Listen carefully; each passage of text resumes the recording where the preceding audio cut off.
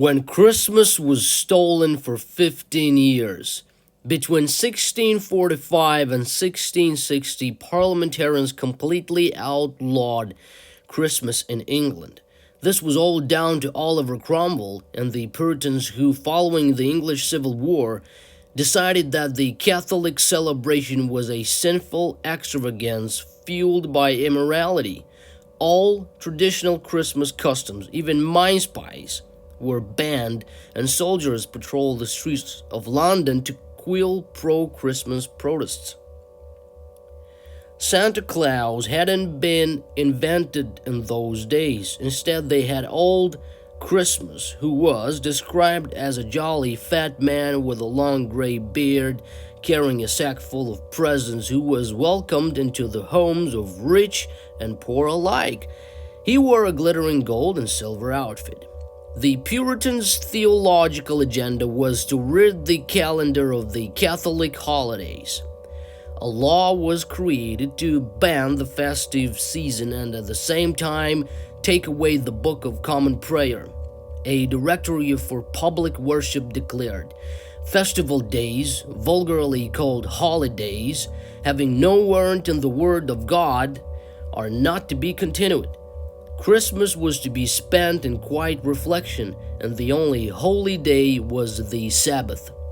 Bear in mind that the traitor Cromwell was financed by Manasseh ben Israel in Holland and other German and French moneylenders, and Fernandes Carvalhal of Portugal, often referred to in history as the Grey Jew, became Cromwell's chief military contractor. This puts the whole thing into perspective.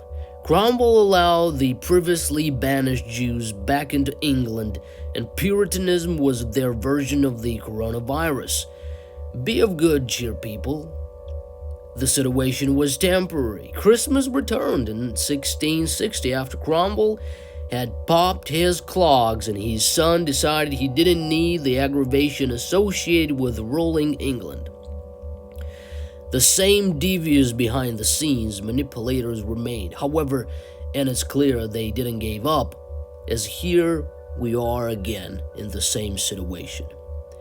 Update on 1st November 2021, Christmas was banned for 400 years in Scotland.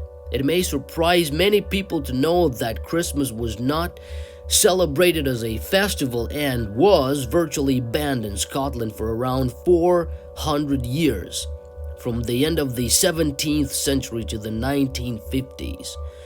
The reason for this dates back to the years of Protestant Reformation, when the straight-laced Kirk proclaimed Christmas as a popish or Catholic feast, and as such needed banning. And so it was, right up until the 1950s, that many Scots worked over Christmas and celebrated their winter solstice holiday at New Year, when family and friends would gather for a party and exchange presents, which came to be known as Hogmanay by Felix Noille.